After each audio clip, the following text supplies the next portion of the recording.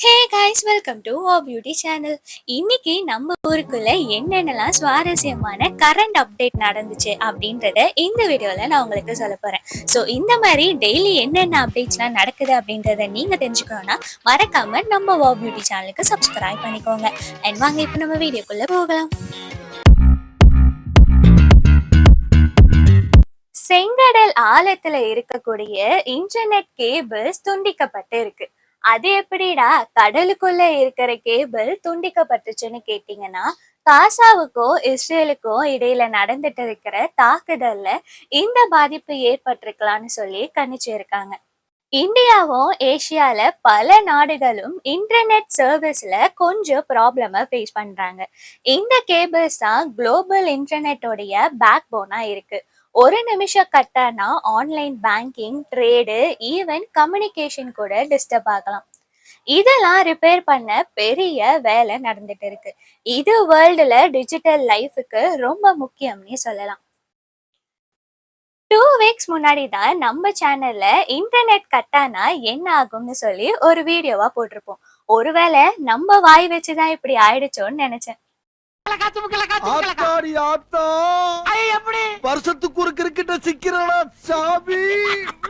Internet cut ஆனா நம்ம உலகம் மனுஷங்களா என்ன ஆவாங்கன்றத வீடியோவா போட்டிருக்கோம். அந்த வீடியோவை நீங்க பார்க்கலன்னா டிஸ்கிரிப்ஷன்லயும் கார்லயும் தர, மறக்காம அதை செக் அவுட் பண்ணுங்க. வாங்க இப்போ நம்ம கண்டென்ட்குள்ள போகலாம்.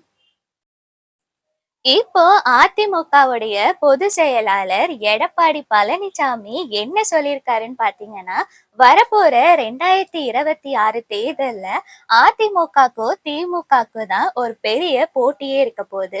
210 இடங்களையும் அதிமுகவுடைய கூட்டணி தான் வெற்றி பெற போகுதுன்னு சொல்லியிருக்காரு. அப்படியே கொஞ்சம் நம்ம ரீவைண்ட் பண்ணி பார்த்தோம்னா, விஜயோடைய கட்சி மீட்டிங்ல அவர் என்ன சொல்லியிருப்பாருன்னு பார்த்தீங்கன்னா, இந்த எலெக்ஷன்ல திமுகக்கும் டிவிகேக்கும் தான் போட்டின்னு சொல்லிட்டு. ஸோ அத அப்போஸ் பண்ற மாதிரி பழனிசாமி இப்ப என்ன சொல்லியிருக்காருன்னு பார்த்தீங்கன்னா, திமுகக்கும் அதிமுகக்கும் தான் போட்டி. டிவிகேய கணக்கிலேயே எடுக்காத மாதிரி விஜய் பேசின மாதிரியே பேசியிருக்காரு. ட்ரம்ப் நம்ம இந்தியா மேல 50% டாக்ஸ் போட்டிருக்காருன்னு நம்ம எல்லாருக்குமே தெரியும். அதே மாதிரி ரஷ்யா கூட எந்தெந்த நாடுகள்லாம் வர்த்தகம் வச்சுக்குதோ, ஸோ அதுக்கும் இந்த டாக்ஸை இம்போஸ் பண்ணி இருக்காரு.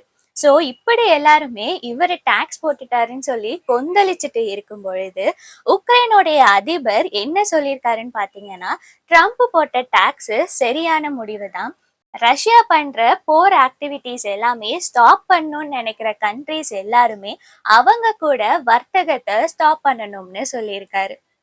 ஸோ இதனால ட்ரம்ப் எடுத்த முடிவு சரியானதுதான் சொல்லிட்டு உக்ரைனுடைய அதிபர் சொல்லியிருக்காரு. ஆஸ்திரேலியால இருக்கிற விமான நிலையத்துல ஒரு நடிகை தன்னோட பைக்குள்ள மல்லிகைப்பூ வச்சிருந்ததுனால அவங்களுக்கு 1,14,000 அபதாரத்தை போட்டிருக்காங்க. இது எதனாலன்னு பாத்தீங்கன்னா, ஆஸ்திரேலியால பயோசெக்யூரிட்டி, அப்புறம் அவங்களுடைய ரூல்ஸ் படி பூக்கள், செடிகள் இப்படி எதுவுமே இறக்குமதி செய்யக்கூடாது. ஸோ அது தெரியாம இவங்க தன்னுடைய பையில வெறும் 15 சென்டிமீட்டர் மல்லிகைப்பூ கொண்டு போனதுனால அவங்களுக்கு 1,14,000 அபதாரத்தை போட்டிருக்காங்க. ஸோ நீங்க எப்பனா வெளிநாடு போனீங்கன்னா அங்க இருக்கிற ரூல்ஸை மறக்காம கண்டிப்பா படிச்சுட்டு போங்க. இந்தியால இருக்கிற ஐடி கம்பெனிஸோடைய அவுட் சோர்சிங்கை தடுக்க போறதா ட்ரம்ப் ஆலோசனை பண்ணிட்டு இருக்கிறதாவும் சோசியல் மீடியால இன்ஃபர்மேஷன் வந்து வைரலா பரவிட்டு இருக்கு. ஓகே கைஸ், இந்த மாதிரி நம்ம ஊர்ல டெய்லி நடக்கிற அப்டேட்ஸை நீங்க தெரிஞ்சுக்கணும்னா மறக்காம நம்ம ஓ பியூட்டி சேனலுக்கு சப்ஸ்கிரைப் பண்ணிக்கோங்க. அண்ட் இந்த வீடியோ உங்களுக்கு பிடிச்சிருந்தா இந்த வீடியோக்கு லைக் பண்ணிட்டு உங்க ஃப்ரெண்ட்ஸ் அண்ட் ஃபேமிலிஸ்க்கும் ஷேர் பண்ணிக்கோங்க. அண்ட் மறக்காம நம்ம ஓ பியூட்டி சேனலுக்கு சப்ஸ்கிரைப் பண்ணிக்கோங்க. தேங்க்ஸ் ஃபார் வாட்சிங்.